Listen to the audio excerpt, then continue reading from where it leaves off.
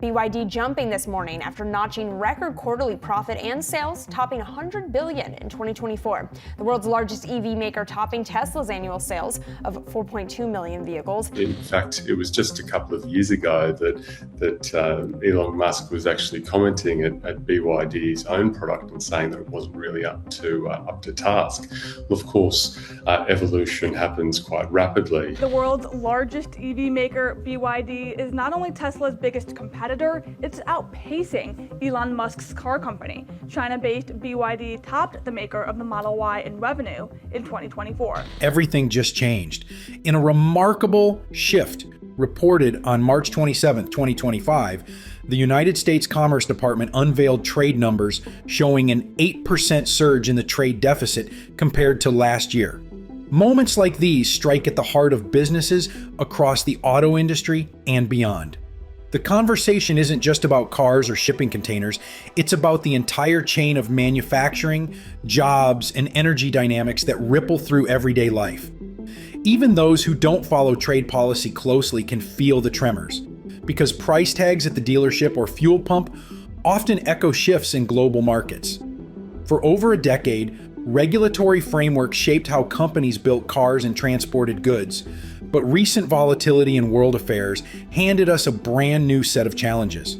As of March 27th, influential trade negotiators hinted at a possible new tariff on certain imported auto parts.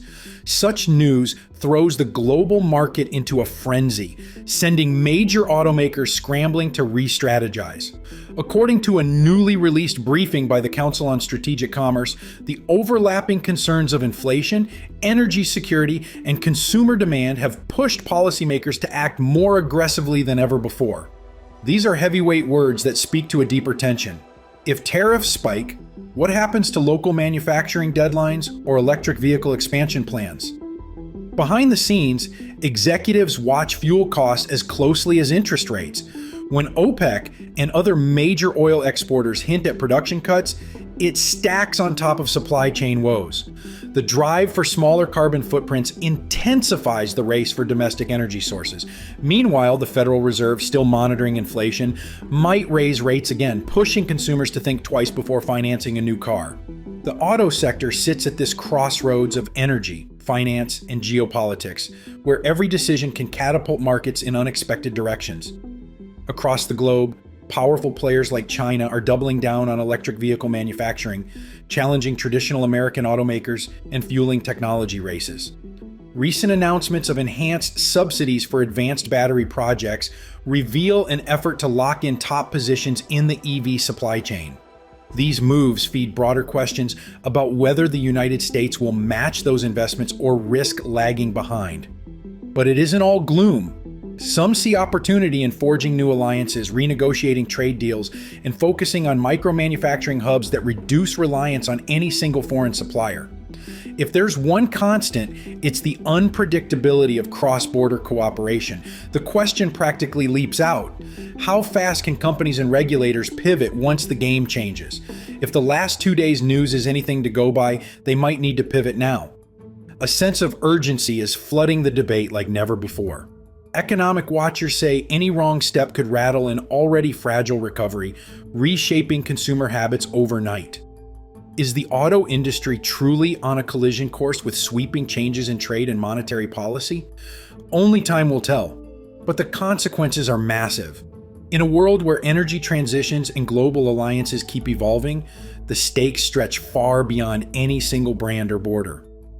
Energy analysts warned on March 26th that a fresh spike in crude oil prices could accelerate the shift toward alternative energy. I'll start with the crude oil prices, which are trading at a 4-week highs, and this is on the back of U.S. Threatening to put 25% on all imports from Venezuela in sense of crude oil.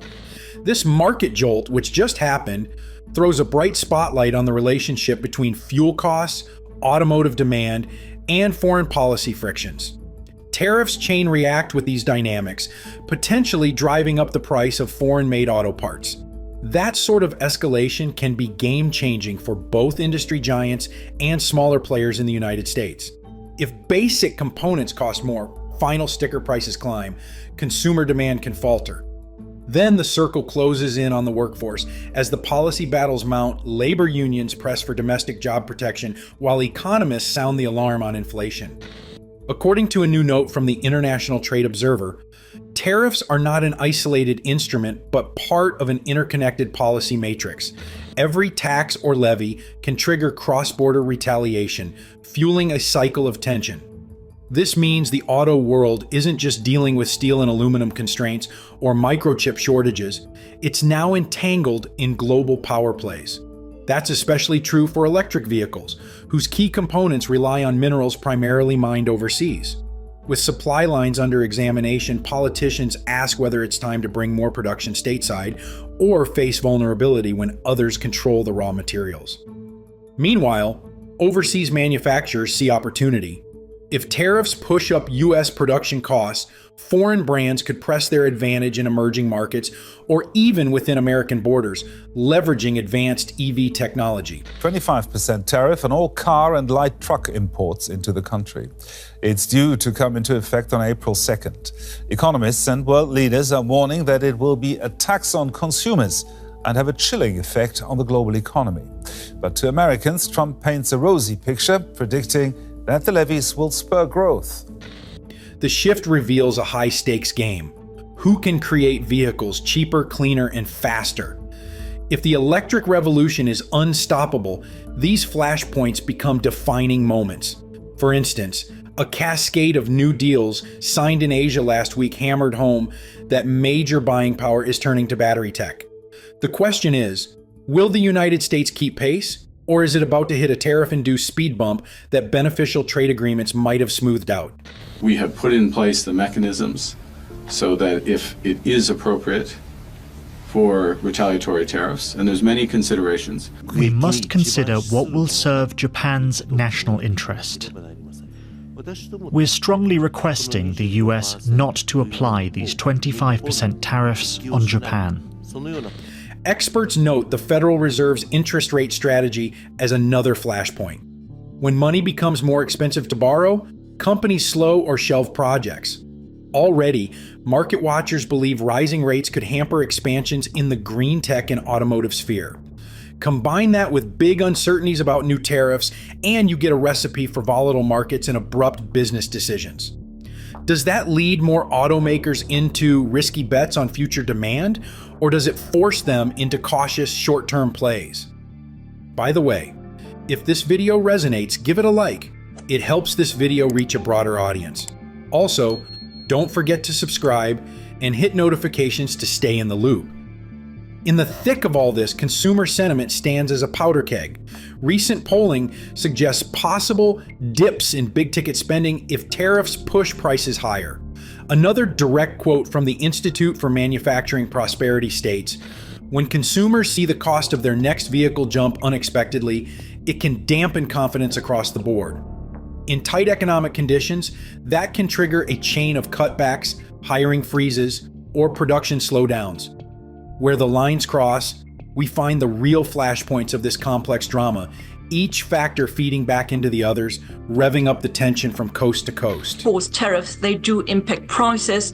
They do lead to less economic output because exporters will also get hurt because other countries are going to retaliate. And then it's also going to lead to less economic growth. So in the end, his math really doesn't add up, and we won't see this high tariff revenue coming into the United States. How did we get here, and what might we do differently? One root cause lies in the growing push for national security. Governments don't want to rely on potentially unstable partners for critical supplies like microchips or the lithium used in electric vehicle batteries.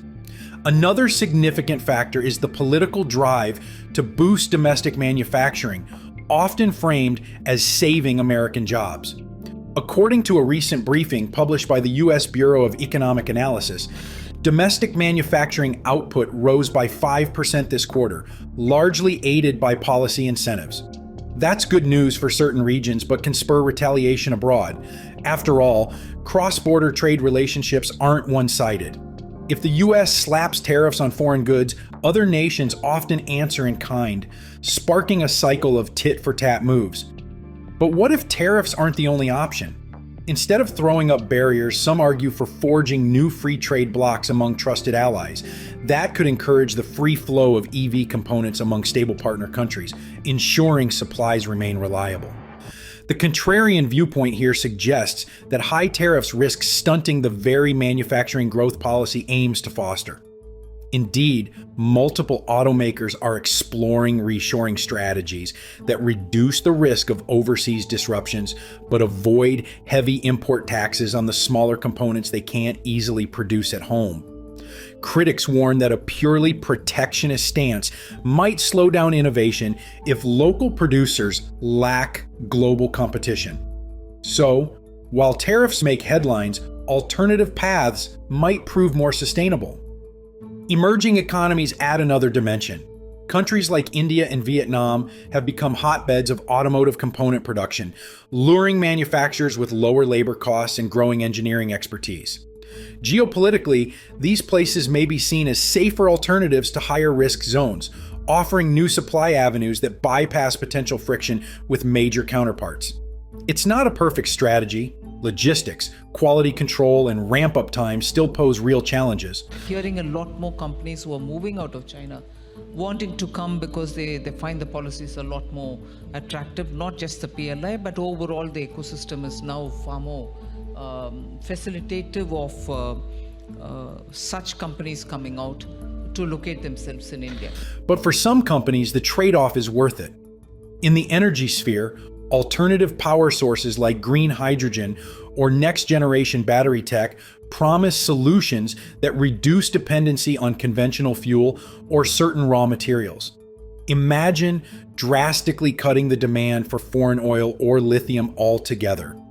That vision might still be years away, but it's fueling R&D budgets worldwide. Meanwhile, public sentiment leans toward cleaner energy, giving policymakers political cover to direct subsidies and favorable regulations toward these new frontiers. A rhetorical question emerges.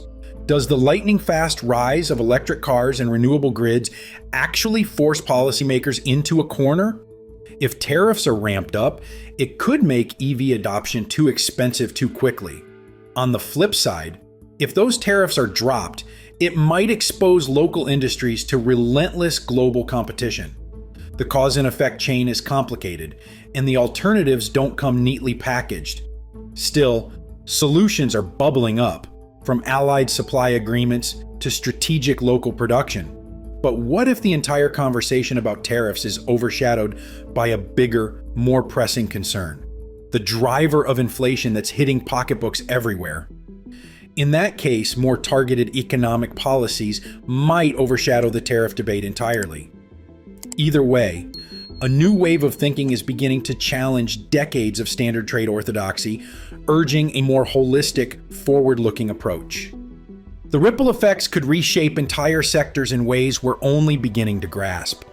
One key implication is that automakers might fast-track research into alternative materials to dodge the volatility of imported metals or rare earth minerals. A news update from March 27th just happened, noting a surge in funding for lab-grown metals and recycled battery systems. If the cost of raw materials remains volatile or subject to sudden tariff hikes, companies want to fall back.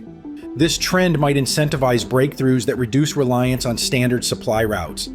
Banks and financial institutions are also bracing for potential risk. When the cost of capital goes up and trade becomes more expensive, some businesses might struggle to service debts, especially if they face unexpected tariffs. This is where the Federal Reserve's monetary tightening meets real-world constraints. If corporate credit lines shrink, expansion plans halt, entire communities tied to automotive manufacturing can be thrust into uncertainty. From an economic standpoint, that means local governments reliant on tax revenue from these industries might be forced to cut services. Such a domino effect can escalate quickly. In the geopolitical sphere, alliances and rivalries take on a new texture. Countries willing to provide stable energy supplies or raw materials on friendly terms gain clout. Meanwhile, nations on the receiving end of U.S. tariffs might deepen ties with competitors, prompting new blocs that rival American influence. Could this redrawing of alliances tip the global balance in unpredictable ways? That's far from a hypothetical question. History shows trade disputes can spark new geopolitical realities faster than expected. Consumer behavior remains the wild card. If price hikes on vehicles become a sticking point for the average buyer, demand for used cars or smaller vehicles could spike.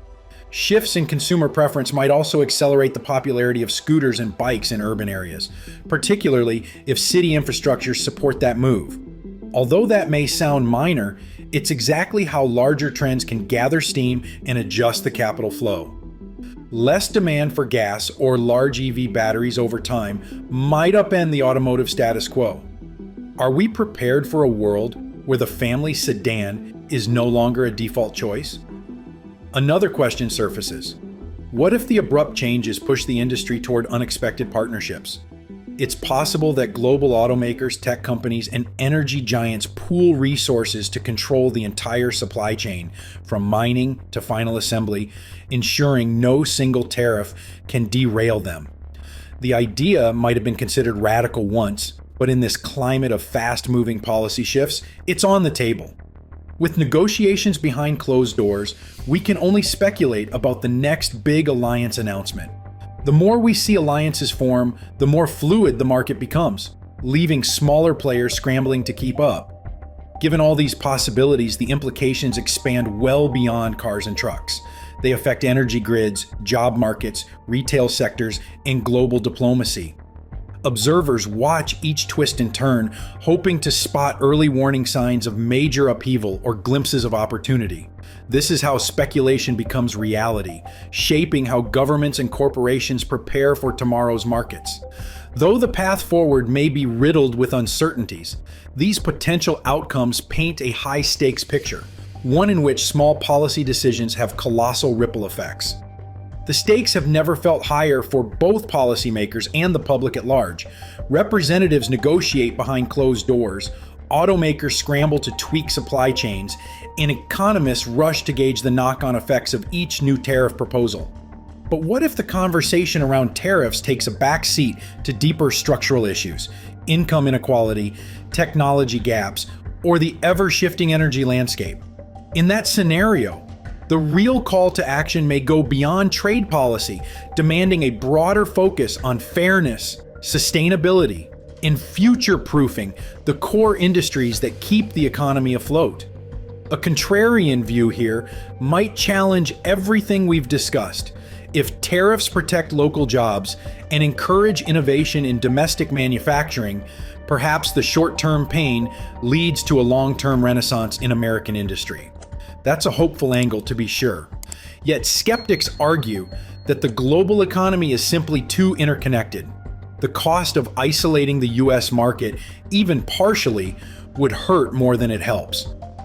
Policymakers, corporate leaders, and communities each have roles to play. Monitoring new legislation, vocalizing concerns, and pushing for sustainable energy transitions are not just background tasks. They're critical to shaping the future. Every brand that invests in cutting-edge research, every government that funds safer, cleaner infrastructure, and every trade deal that encourages fairer competition signals a direction. Some may say the outcome is inevitable. Others insist proactive, strategic action is key. But what's next? How will further tariff disputes reshape everyday life? Will states reliant on automotive manufacturing find themselves on the brink of economic upheaval? Let us know in the comments below. Also, consider subscribing for more. Thanks for watching.